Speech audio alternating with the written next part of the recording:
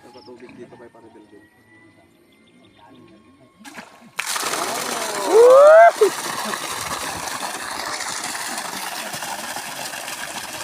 3.3.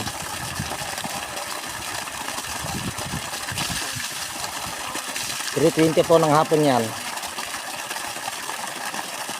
DC-DC 3.3. Ito po, nakasolar na po siya.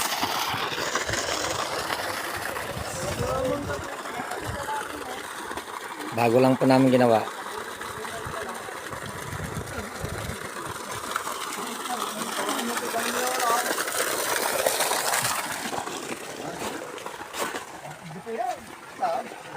Gidop no awan to ti dam na gidop nyo lata nyo.